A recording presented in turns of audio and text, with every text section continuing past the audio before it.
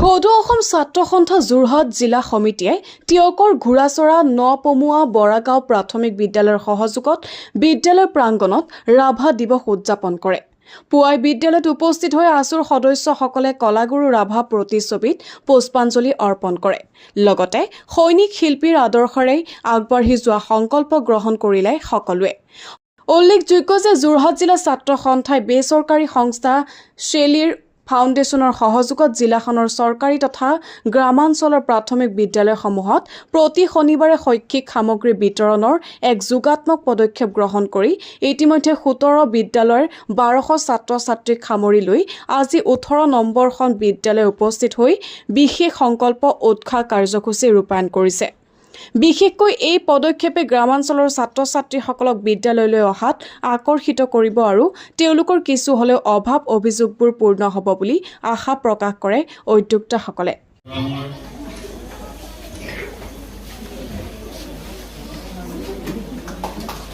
অংশুমান গগৈ আৰু নয়নমণি বৰা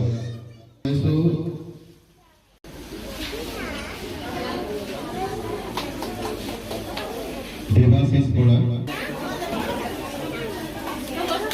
আৰু নৱনীতা বৰা। আমন্ত্ৰণ জনাইছোঁ দ্বিতীয় শ্ৰেণীৰ নৱনীতা শইকীয়া। শুভ দিন। আজি বিষ্ণুপ্ৰসাদ ৰাভাদেৱৰ আজি স্মৃতি দিৱস আৰু আমি সমগ্ৰ অসমে পালন কৰিছে। আমি সদৌ যোৰহাট জিলা ছাত্ৰ সন্থাই আজি আমি প্ৰথমতেই আমি তেখেতলৈ শ্ৰদ্ধাঞ্জলি জ্ঞাপন কৰিছোঁ আৰু তাৰ পাছতেই এই সুন্দৰ দিনটোত আমি এই কাৰ্যসূচীটো আমি গ্ৰহণ কৰিছোঁ আৰু ৰাইজে যিধৰণে আমাক আদৰি লৈছে আৰু এই অনুষ্ঠানটো যিধৰণে সহযোগিতা আগবঢ়ালে আমি সকলোকে ধন্যবাদ জ্ঞাপন কৰিছোঁ।